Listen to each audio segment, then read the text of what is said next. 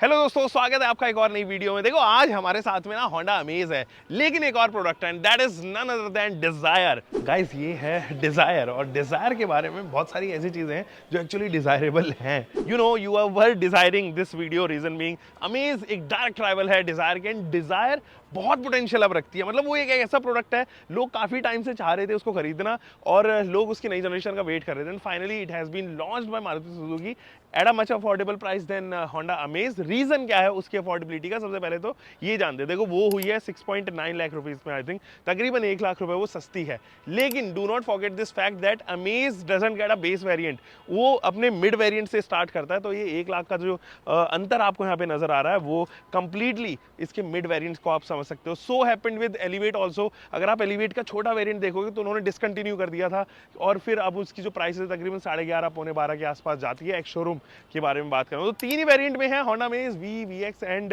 ZX यहाँ पे। और अब होंडा अमेज के फ्रंट लुक के बारे में बात करते हैं, फिर डिजायर की तरफ आपको लेके चलूंगा।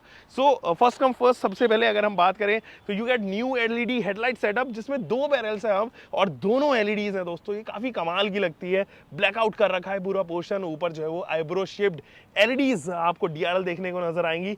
These are bi functional by the way. और इस साइड अगर आप देखेंगे तो बहुत प्रीमियम फिनिश है इसकी हेडलाइट यूनिट में, काफी कूल लुकिंग लगती है। It doesn't look like the regular Honda amaze. अब बहुत सारी चीजें इसकी हेडलाइट टेक्नोलॉजी चेंज होने की वजह से आए हैं। कुछ और चीजें जैसे अब आपको projector LED fog lamp unit मिलता है विद दिस हाउसिंग, जो आपको काफ़ी बड़ी सी दे दी गई है। वैसे ये जो है वो पार्ट शेयर की गई है पुराने वाली जनरेशन, उसमें भी कुछ ऐसी प्रोजेक्टर शेप आती थी। नई ग्रिल अब इसको मिल चुकी है। It looks more of elevate now. अगर लुक्स के मामले में बात करें तो सीधा एकदम ऐसा लगता है चॉप कर दिया है। एस्टन मार्टिन जैसे आगे से चॉप्ड रहती है, तो वैसी ये लगती है। होंडा अमेज पुरानी जनरेशन भी कुछ ऐसी ही लुक लाइक जो है वो थी। यहाँ पर आपके पास बहुत सारे हेक्सागोनल पैटर्न है, होंडा की बैजिंग है, और बहुत सारे आपको स्लैंट्स यहाँ पे देखने को नजर आएंगे जिसके थ्रू हीट कन्वेक्ट की जा सके। वैसे अगर आप थोड़ा ध्यान से देखोगे तो उसके जस्ट पीछे आपको कंडेंसर यूनिट देखने को नजर आएगी, जिससे एयर कूलिंग जो है ज़्यादा बेहतर हो सके।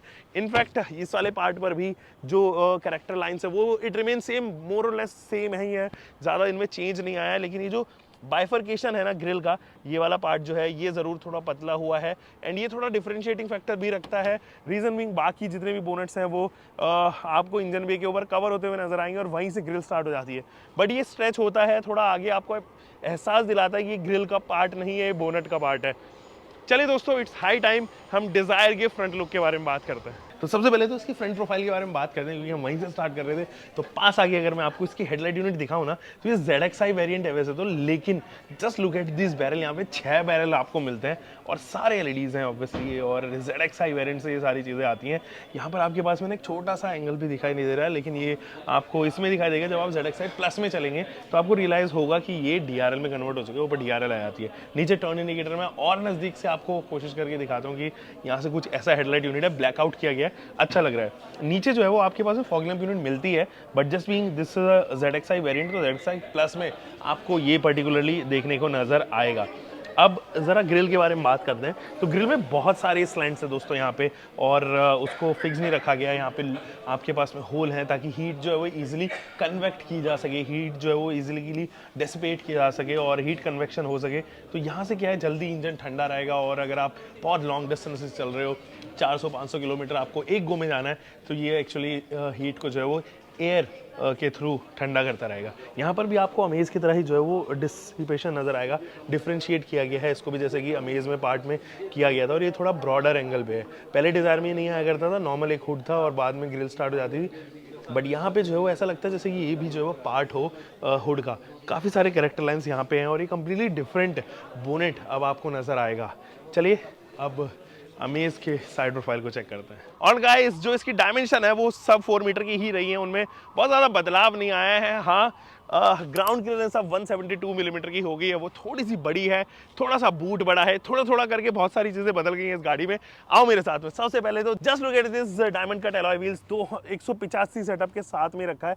वैसे ना जाने क्यों OEMs जो है वो इस सेगमेंट में जितनी भी सेडान्स है उनको 185 पे लिमिट करके रख देते हैं। Why don't they put it 195 या 205 अगर हो तो ज़्यादा बेहतर होते। रीज़न बीइंग स्टेबिलिटी और कंट्रोल हो जाती है, बेटर ब्रेकिंग हो जाती है, कंफर्ट आपका बदल जाता है। तो ये केवल और केवल माइलेज कोशेंट निकालने के लिए ना, माइलेज फैक्टर निकालने के लिए कंपनीज ऐसा जनरली करती हैं कि वो 185 पे सेट करके रखती हैं। थैंक गॉड अभी 185 पे भी आई है। मुझे अभी भी याद है जब होंडा सिटी पहले वाली जनरेशन में थी वो 195 या 185 में ही आया करती थी। मतलब होंडा सिटी जैसी गाड़ी 4.4 मीटर के आसपास है, वो उसके भी अंदर भी इतनी स्किनी टायर्स दिए गए हैं। एनीवे, ये डायमंड कट अलॉय व्हील्स हैं, इसके साथ में ventilated disc brakes and McPherson struts के साथ में ये पीछे तक अगर आप देखोगे कोई भी प्लास्टिक की क्लैडिंग नहीं है। And the only reason is sedan है, इसको कोई भी एसयूवी फैक्टर नहीं देने की ज़रूरत है। यहाँ आप देखेंगे तो लेन चेंज कैमरा ज़रूर एड ऑन हो गया है, which is available in desire, क्योंकि वहाँ पे 360 डिग्री कैमरा आता है। टर्न इंडिकेटर आपको यहाँ पे मिलेगा। यहाँ पर रिक्वेस्ट बटन दिया गया है, तो ये काफ़ी अच्छा है। पार्ट शेयर हालांकि किया गया है। पुराने वाली जनरेशन में सेम होंडा अमेज में ये वाले हैंडल्स आया करते थे। कोई भी यहाँ पे क्रोम लाइनिंग नहीं है, वो आपको एसेसरी के पार्ट में ही देखने को नज़र आएगा। लेकिन अच्छी बात यह है कि आपके पास में, अगर मैं पास से दिखाऊं तो एक क्रोम पैटर्न या क्रोम की फिनिशिंग इसके ऊपर दी गई है। हाइट अगर आप देखो, मेरी हाइट 5 फुट 10 इंच के करीब है और ये तकरीबन मेरे नेक के आसपास आ रहा है। और चलो अभी डिज़ायर के बारे में जानते हैं। वो डिज़ायर जो है वो साइड प्रोफाइल से कितनी बदली है और कितनी वो डिफरेंशिएटिंग फैक्टर यहाँ पे रखती है। ये है डिज़ायर की साइड प्रोफाइल और ये भी सब 4 मीटर के अंदर ही आती है। टैक्स रिलैक्सेशन इसे भी मिलते हैं, लेकिन यहाँ पर जो ग्राउंड क्लियरेंस है ना 163 मिलीमीटर पे लिमिट की गई है, जो अमेज से थोड़ी कम है कंपैरेटिवली। और अगर हम इधर एलॉय व्हील्स के पास में चले तो ये ZXi वेरिएंट है, इसलिए ब्लैकआउट किया गया। लेकिन अगर आप ZXi प्लस लेते हैं तो वहाँ पे मशीन कट एलॉय व्हील्स आ जाते हैं। हालांकि ये भी जो है वो टायर 185/65 रेडियल 15 इंचर्स हैं और ये काफ़ी अच्छे टायर्स हैं, क्योंकि ऑब्वियसली सीएट के हैं और सिक्योर टायर्स हैं। मैकफर्सन स्ट्रट्स यहाँ पर भी इस्तेमाल किया गया है। कोई भी प्लास्टिक क्लैडिंग ऐसा नहीं है इसके अंदर। और अगर आपको चाहिए तो डेफिनेटली एसेसरीज पे आपको रिलाई करना होगा। 360 डिग्री कैमरा इसके top of the line variant में आता है। तो हमारे पास में क्योंकि ZXi वेरिएंट है, इसलिए जो है वो आपको यहाँ पर कोई भी कैमरा वगैरह ऐसा नहीं मिलेगा। बट एक्चुअली में एडवांटेज है इसका, क्योंकि 360 डिग्री कैमरा जो है वो आपको क्लस्ट्रोफोबिक जगह से, कॉम्प्लेक्स जगह, मार्केट प्लेसेस से निकलने में काफ़ी मदद करेगा। यहाँ पे रिक्वेस्ट बटन है और आई बिलीव उस साइड भी जो है वो रिक्वेस्ट बटन होगा और there is a request button on the other side also. Amaze की तरह दोनों तरफ ही रिक्वेस्ट बटन दिया गया है। यहाँ पर जो है वो आपके पास में हालांकि बॉडी कलर्ड ही हैंडल बार्स हैं, जबकि अमेज में आपको क्रोम फिनिश मिलती है। यहाँ पर जो है वो आपके पास में क्रोम विंडो लाइन है, जबकि अमेज में उसके top of the line variant में भी विंडो लाइन नहीं है। The best part is Dzire gets sunroof यहाँ पे। और अगर आप ऊपर का प्रोफाइल देखें तो वहाँ पर जो है वो आपके पास में सनरूफ का ऑप्शन होता है, जो कि अमेज में नहीं मिलता है। So that is also a plus point. यहाँ पे आपके पास में शार्क फिन एंटेना है, that is also available in Amaze itself. दोस्तों just look at the rear profile. यहाँ पर टेल लाइट सेटअप जो है उसको स्प्लिट कर दिया गया। अगर मैं आपको पास से दिखाऊं तो यहाँ पर LEDs का इस्तेमाल किया गया। 3D लुक अलाइक ये लगती है। रिफ्लेक्टर्स हैं काफ़ी सारे और रियर की लैंप आप देखोगे, रिवर्स लैंप है और टर्न इंडिकेटर है। नीचे 2 ही पार्किंग सेंसर रिड्यूस क्यों किए हैं होंडा अमेज में, न जाने क्यों।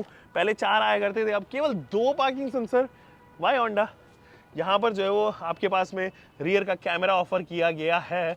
कैमरा की जो इंटेंसिटी है वो काफ़ी ठीक है। और यहाँ पर अगर आप देखेंगे तो these are the reflector unit. वैसे अगर मज़े की बात ये है कि अगर आप पुराने वाली जनरेशन के अमेज की रियर बम्पर देखोगे, वो इससे ज़्यादा रिफ्रेश्ड लगता है। उसके अंदर क्रोम भी है, उसके अंदर डुअल टोन ट्रीटमेंट भी है। तो एक फेसलिफ्ट जब इसका अमेज का आएगा, वो सारी चीज़ें आप तब देखोगे, आज से 2 साल बाद, 2.5 साल, 3 साल बाद जो है वो जब एक फेसलिफ्ट रेडी होगा। एनीवे, तो ये है इसकी चाबी और यहाँ से मैं इसका बूट जो है वो खोल देता हूँ। देयर यू गो, पॉपअप हो जाता है, ये अच्छी चीज़ है। एंड यहाँ पे अगेन इंसुलेशन लगाया गया है, नॉन इंसुलेशन कवरिंग जो है वो की गई है, ताकि पीछे के पैनल जो है वो ना दिखाई दे। ये है 416 लीटर का बूट और थोड़ा सा लोडिंग लिप है इसके अंदर, लेकिन सामान वगैरह आप इजीली रख पाओगे। ये अगर आप देखेंगे तो मेरे हाथ में थोड़ी सी रोशनी पड़ रही है, क्योंकि यहाँ पर एक लैंप दिया गया है, छोटा सा लैंप दिया गया है, उसको हाइड कर दिया गया है। दोस्तों अब डिज़ायर का रियर प्रोफाइल देखते हैं। दोस्तों सबसे इंटरेस्टिंग चीज़ अगर आप रियर प्रोफाइल में देखेंगे डिज़ायर में, दैट इज़ दीज प्लास्टिक जो यहाँ पर लगाई गई है, जो फिनिशिंग के साथ में आती है, पियानो फिनिशिंग के साथ में थी। क्रोम का जो है वो एड ऑन है यहाँ पे, बहुत अच्छी लग रही है। एंड यहाँ पर जो है वो LED 3D प्रोजेक्शन है, ये भी काफ़ी अच्छे लगते हैं। रिफ्लेक्टर के साथ में ब्लैकआउट किया गया है। The best part is Dzire gets 4 parking sensors which are not offered in Amaze, उसमें से 2 हटा दिए गए हैं फॉर नो रीज़न। समझ में नहीं आया, क्योंकि 4 एक्चुअली में ज़रूरत भी है। 2 के साथ में काम चल जाता है, लेकिन 4 इज समथिंग जिसके साथ में और डिटेल में सिक्योरली जो है वो आप पार्क कर पाओगे गाड़ी को। आपके पास में रिवर्स का कैमरा है, क्योंकि 360 डिग्री कैमरा है, तो रिवर्स कैमरा भी जो है वो यहाँ पर अवेलेबल है। कोई रिफ्लेक्टर जो है वो यहाँ पे बोनेट पे विजिबल नहीं है, बट यहाँ पर जो है वो कहीं ना कहीं अभी जो इसका बूट है, इस बूट के ऊपर भी अगर आप ये लिप देखोगे तो ये बेस वेरिएंट से ही अवेलेबल है, और ये थोड़ा एरोडायनेमिक ज़रूर लगता है और काफ़ी अच्छा एक एंगल, एक एलिमेंट जो है वो ज़रूर एड ऑन होता हुआ नज़र आता है। ये है डिज़ायर की बूट, थोड़ी सी लोडिंग लिप है, और डिज़ायर की बूट में जो है वो आपके पास में अगेन कुछ इस तरीके का थ्रो, इसकी लाइट काफ़ी बड़ा थ्रो जो है वो यहाँ से मिलता है। डिज़ायर के साथ में जो है वो आपके पास में कवरिंग नहीं है, यहाँ पर अगर आप देखेंगे तो पैनल पे कोई कवर नहीं है, जबकि अमेज़ में अवेलेबल था। और 383 लीटर का जो है वो बूट है, 383-84 के आसपास का बूट है, जबकि अमेज़ 416 लीटर का प्रैक्टिकल बूट ऑफर करती है। इट्स हाई टाइम कि हम लोग चले अमेज़ के फर्स्ट रो में। चले दोस्तों, ईजी इनग्रेस है, यहाँ से मैंने कर लिया इनग्रेस। ये वाला पैनल अगर आप देखेंगे इस पर फैब्रिक इस्तेमाल किया गया है, बाकी तो हार्ड प्लास्टिक है एंड डुअल टोन ट्रीटमेंट है। सारे कंट्रोल वैसे के वैसे ही हैं जैसे आपको पुरानी जनरेशन में मिलती थी, यानी कि पार्ट शेयरिंग ज़्यादा है। यहाँ पर जो है वो आपके पास में मैं कहूँगा कोई प्रीमियम स्पीकर्स वगैरह ऐसा सच नहीं है, मेरे ख्याल में उनके इनबिल्ड है या नॉन ब्रांडेड आपको स्पीकर ट्विटर का सेट मिलेगा। बॉटल होल्डर्स हैं, ग्रैब हैंडल है, बाकी चीज़ें लगभग सेम ही है। इधर अगर आप देखेंगे तो हेडलाइट लेवल है, ट्रैक्शन कंट्रोल का बटन है, इधर लेन चेंज का कैमरा का जो है वो बटन है, और यहाँ से इंजन स्टार्ट स्टॉप दे दिया गया है। तो आप चाहो तो इसको tilt and telescopic, not telescopic, tilt जो है वो कर सकते हो।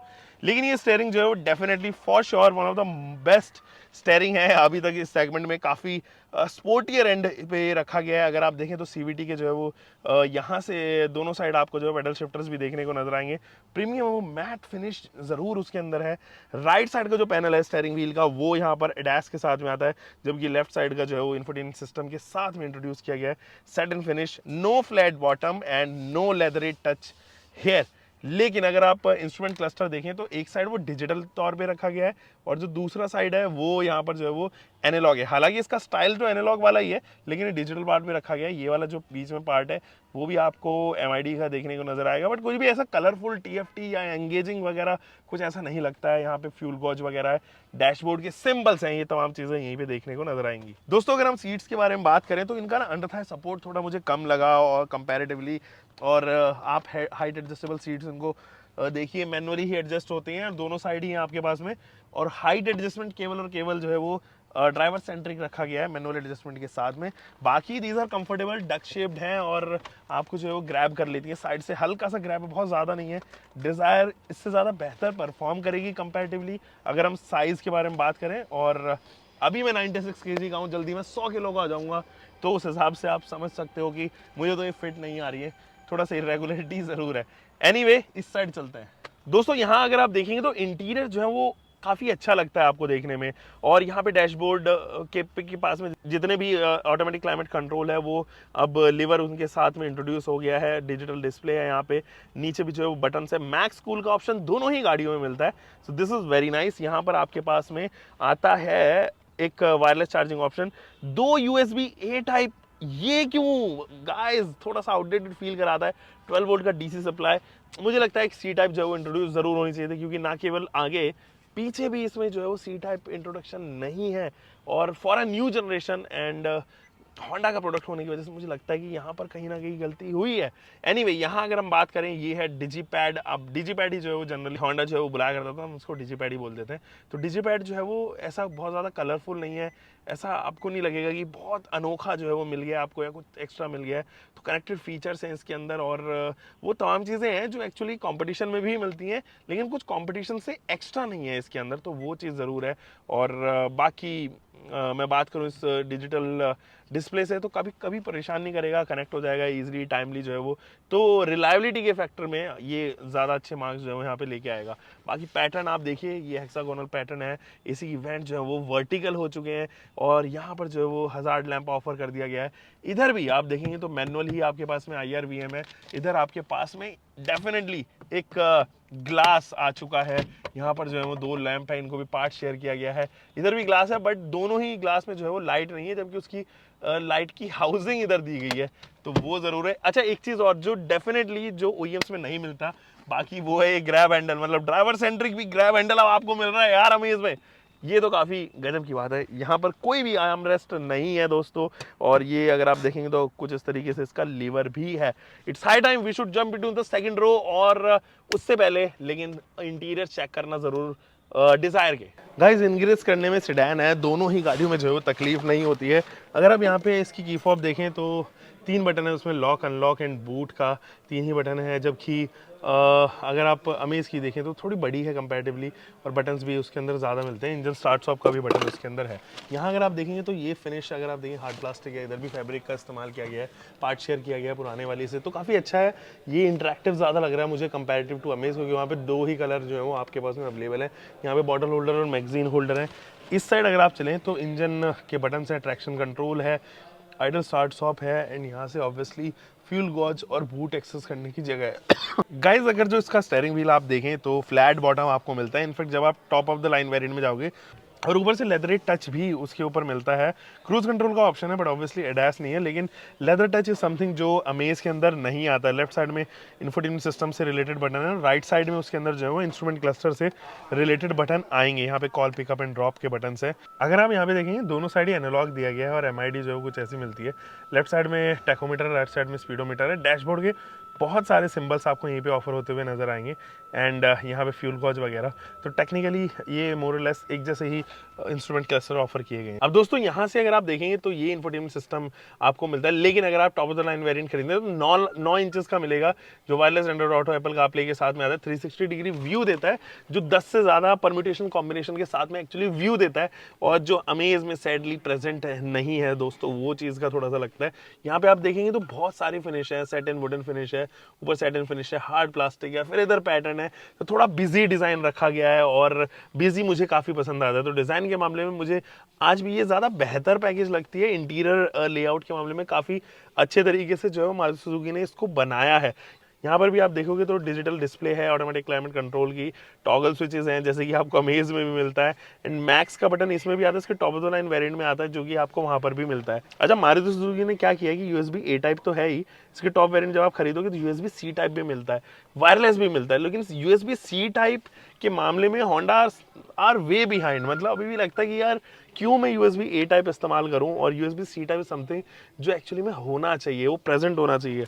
ऊपर से आर्मरेस्ट की अवेलेबिलिटी आपको मिलती है, यहाँ मैं दिखा नहीं पा रहा हूँ, बट ऑब्वियसली आर्मरेस्ट आपको यहाँ पर देखने को नजर आता है, जो अमेज में कंप्लीटली डिच किया गया है उसके top of the line variant में भी। यहाँ पे 2 कैन होल्डर्स मिलती हैं। No doubt these seats are अब लिटिल बेटर पोजिशन की गई हैं। मेरे पास में अच्छा अंदर थाई सपोर्ट है, एंड 6 वे एडजस्टेबल। मैं दोनों ही वैसे तो गाड़ियों को मैं कर सकता हूँ, बट इनकी जो सीट्स हैं वो ज़्यादा ग्रैबी है, मुझे पकड़ के बैठती है।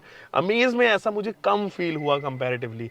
बाकी तो आपके पास में यहाँ पर IRVM है, जो कि मैनुअल मिलता है। यहाँ अगर आप देखेंगे तो कार्ड स्लिप है, यहाँ पे कोई कार्ड होल्डर नहीं है, जबकि अमेज में जो है मिरर आता है। इस तरफ मिरर दिया गया है, लेकिन छोटा मिरर है। अमेज में थोड़ा सा प्रीमियम टच उसके अंदर इंट्रोड्यूस हुआ है। अब जरा सेकंड रो में चलते हैं अमेज की। चलिए दोस्तों, इसमें भी इनक्रेस करते हैं, और अगर यहाँ मैं बात करूँ, यहाँ का under Thai support is quite good, कोई परेशानी मुझे नहीं हो रही है। अच्छा नी रूम है, लेग रूम लगभग अनलिमिटेड मिल रहा है मुझे, कोई समस्या नहीं है, जबकि सीट के अंदर मेरे पाँव चले जा रहे हैं। यहाँ अगर मैं बात करूँ हेडरूम की, तो अगर मैं सीधा बैठा हूँ तो मुझे हेडरूम में कोई शिकायत नहीं है, बट अगर मैं थोड़ा सा स्लैंट होता हूँ और यूज़ करता हूँ हेडरेस्ट का, तो ज़रूर मेरे हेयर जो है वो ब्रश हो रहे हैं, यहाँ से मेरा हेड जो है वो ब्रश हो रहा है। ग्रैब हैंडल यहाँ पे ऑफर किया गया है, but there is no coat hook, there is no height adjustable seat belts, and there is no height adjustable headrest also. Shoulder room is quite good, बहुत अच्छा शोल्डर रूम आपको मिलेगा। बीच में भी जो है वो हेडरेस्ट दिया गया है। इन हेडरेस्ट का देखो मैं यूटिलाइजेशन बता दूं, अगर आप देखोगे कि हाइट एडजस्टेबल जो हेडरेस्ट होते हैं वो रियर में उनकी मूवमेंट इतनी नहीं होती है जितनी जो है वो आगे वाले हेडरेस्ट की होती है। उनकी मूवमेंट काफ़ी कम होती है, मुझे लगता है 2 से 3 सेंटीमीटर के आसपास ही वो मूव कर पाते हैं, जबकि जो फिक्स्ड है ना वो मुझे ज़्यादा प्रैक्टिकल लगते हैं कंपैरेटिवली हाइट एडजस्टमेंट के मामले में। अब ये है मैं यूटिलाइज कर सकूँ, काफ़ी बड़ा है ये, तो उन लोगों को भी सॉर्ट हो जाएगा जो लोग लो प्रोफाइल मतलब छोटी हाइट के हैं, 5 फुट 2 इंच, 5 फुट की, 5 या 4 फुट 11 इंच के, उसके उनके लिए भी यूज़ हो जाएगा, और ये बड़े लोगों के लिए भी यूज़फुल है। अब समस्या क्या है कि वो फैंसी नहीं लगते, ये जो है वो इतने ज़्यादा फैंसी नहीं लगते जितना ये हाइट एडजस्टमेंट के साथ में आते हैं। तो ये एक फीचर के तौर पे जो है वो अब OEM काउंट करने लगे हैं। हालांकि मैंने एक प्रैक्टिस देखी है जो होंडा काफ़ी टाइम से कर रहा है, वो रियर रो में जनरली जो है वो फिक्स्ड ही हेडरेस्ट देते हैं। होंडा सिटी के अंदर भी फिक्स्ड हेडरेस्ट दिया करते थे, और अमेज के अंदर तो आए आया ही करता था। अब ये जो आर्मरेस्ट है ना, इसके साथ में भी एक इशू है, होंडा काफ़ी टाइम से पता नहीं वो नज़रअंदाज हो जा रही है। ये ना फ्री फॉलिंग है, हमेशा इसका जो डेड एंड है वो लॉक्ड नहीं है। आप जनरली देखोगे जितने भी ओईएम्स है वो एक बार में जो है वो यहाँ पर स्टिक हो जाता है। लेकिन आप होंडा सिटी देखो, अमेज देखो, पुरानी जनरेशन अमेज देखो, ये ना फ्री फॉल होता है। ये देखो इसका जो डेड एंड है वो सीट पे आके रुकता है। तो दिस इज़ नॉट समथिंग जो मैं यूटिलाइज करता हूँ। उसकी हाइट थोड़ी सी ऊपर होनी चाहिए थी, ताकि मेरे को, मेरे जैसे प्रोफाइल के लोगों को झुकना ना पड़े इसके ऊपर। अभी मेरे को झुक के इसको यूटिलाइज करना पड़ रहा है। तो हाइट होती तो मैं आराम से अपना हाथ यहाँ पे रख सकता था। थोड़ा सा मेरे लिए डिफिकल्टी है। बाकी दो कैन होल्डर्स इसके अंदर आते हैं, एसी के वेंट्स अब आते हैं, और होंडा ऐसा बता रहा है कि 40% जो है वो एफिशिएंसी एसी की बढ़ गई है इन एसी वेंट्स के आने की वजह से। 12 वोल्ट का डीसी सप्लाई है। छोटा सा जो है वो फ्लोर हम्प यहाँ पर देखने को नजर आएगा। बाकी तो अगर हम बात करें, कोई स्लीव इस साइड नहीं है, कोई पॉकेट इस साइड नहीं है, लेकिन इस साइड ज़रूर यहाँ पर पॉकेट है, और एक जो है वो पीछे के लिए वैनिटी लाइट आपको मिलेंगे। कोई भी इंडिविजुअल लैंप्स वगैरह इसमें तो नहीं है। चलिए चेक करते हैं डिजायर क्या ऑफर कर रहा है हमें यहाँ पे। दोस्तों यहाँ पर भी इंग्रेस करने में कोई समस्या नहीं है। मुझे अच्छा नी रूम मिलता है, मुझे अच्छा लेग रूम मिलता है, एंड अंदर side support is quite good. और हेडरूम के मामले में हाँ, मुझे ज़रूर यहाँ पर थोड़ा सा मेरे जो हेड है वो थोड़ा रब हो रहा है। ग्रैब हैंडल मिलता है मुझे, एंड यहाँ पर भी कोई एडजस्टेबल सीट हाइट नहीं है, दोनों ही गाड़ियों में नहीं मिलती है। बट ये जो लैंप है ये मुझे ज़रूर काफ़ी बड़ा नज़र आ रहा है कंपैरेटिव टू अमेज। एंड अगर आप ये हेडरेस्ट देखें तो यहाँ पर ना एडजस्टेबल हेडरेस्ट मिलते हैं, which are actually missing in Amaze. और बीच में हालांकि इसका हेडरेस्ट नहीं है जो अमेज के अंदर है। और ये वाला पार्ट जो स्पेशली मैं बात करता हूँ, इस वाले पार्ट में अगर आप देखेंगे तो आपके पास में ना, ये देखिए ये इसका डेड एंड है। तो आप इजीली यहाँ पर देखेंगे कि मेरा हाथ यहाँ पे आ पा रहा है, मैं बहुत अच्छी पोजीशन पे रेस्ट कर पा रहा हूँ। अमीर के साथ में वो फ्री फॉल होता है, बिल्कुल नीचे गिर जाता है, तो मुझे ऐसे झुक के बैठना पड़ता है। और which was actually criticize in Honda City also, Amaze में भी वो परसिस्ट कर रहा था। तो 2-3 बार से बार जो है वो हो चुका है। तो ये हालांकि इसके ऊपर जो है वो कैन होल्डर्स भी अवेलेबल हैं। अब चलिए एसी वेंट्स के बारे में अगर हम बात करें तो यहाँ पर जो है वो छोटे छोटे 2 एसी वेंट दिए गए हैं, एक पॉकेट दी गई है। यहाँ अगर आप देखें तो USB A भी है, USB C भी है, दोनों टाइप के जो है वो स्लॉट्स हैं, जो कि अमेज में एक्चुअली मिसिंग है। इधर कोई स्लीव नहीं है, आई होप कि top of the line variant में हो। और यहाँ पे अमेज की तरह जो है छोटी स्लीव ऑफर की गई है। दोस्तों इट्स हाई टाइम कि अब जंप इन करते हैं इंजन सेक्शन में और फिर कंक्लूड करेंगे। दोस्तों अब जरा बात करते हैं इंजन ऑप्शन के बारे में। देखो engine options are limited to only petrol only, क्योंकि कोई भी ऑल्टरनेट फ्यूल टाइप भी इस इंजन के साथ में नहीं है। 1.2 लीटर का 4 सिलेंडर इंजन है, और काफ़ी टाइम से इस्तेमाल कर रही है होंडा इसको। जब जैज़ में 2008 में या 7 में जब जैज़ आया करती थी, उससे इंट्रोडक्शन हुआ था इस इंजन का। फिर उन्होंने अमेज में इसको लॉन्च किया, WRV में लॉन्च किया। तो ये रिलायबल काफ़ी है, कोई समस्या नहीं। 4 सिलेंडर होने की वजह से अगर डिज़ायर से भी हम कंपेयर करें, अनडाउटेडली ज़्यादा पावर फिगर्स प्रोड्यूस करता है, परफॉर्मी है, स्वीटर नोट है इस सब चीज़ों में अगर हम बात करें। लेकिन there are 2 things which I should address here जब आप डिज़ायर को यहाँ पे कंपेयर करते हैं। देखो डिज़ायर, जब हम डिज़ायर जैसे प्रोडक्ट के बारे में अगर हम बात करें, अब वो 3 सिलेंडर हो चुका है। दैट मीन्स कि ज़्यादा फ्यूल एफिशिएंसी उसके पास में है, जो कि पहले भी थी। और फ्यूल एफिशिएंसी के मामले में मारुति सुजुकी को नेक टू नेक कोई अभी राइवल कर नहीं पा रहा है। दूसरा एडवांटेज जो डिज़ायर के साथ में जाता है, that is the alternate fuel type option available there, जो होंडा के पास में भी है। बट होंडा कंपनी फिटमेंट में अभी ज़्यादा भरोसा नहीं कर रही। रीजन बीइंग, एक नई असेंबली लाइन लगती है, सर्टिफिकेशन चाहिए आपको, और बहुत सारे वेंडर्स जो है वो काउंटडाउन आते हैं। तो वो इंट्रोड्यूस होने की वजह से वो तकरीबन 1000-1500 करोड़ का सवाल यहाँ पर हो जाता है। और यू नेवर नो कि कितना फ्यूल टाइप जो है वो कोई एक पर्टिकुलर OEMs को सूट भी करता है, क्योंकि अभी तक अगर हम देखें तो होंडा के साथ में वो ऑल्टरनेट फ्यूल टाइप का माइंडसेट कभी था नहीं। अब रीजन बीइंग क्योंकि कंपटीशन बहुत ज़्यादा है और कंजम्पशन बहुत ज़्यादा हो चुका है CNG का, इसलिए they are thinking upon to go it.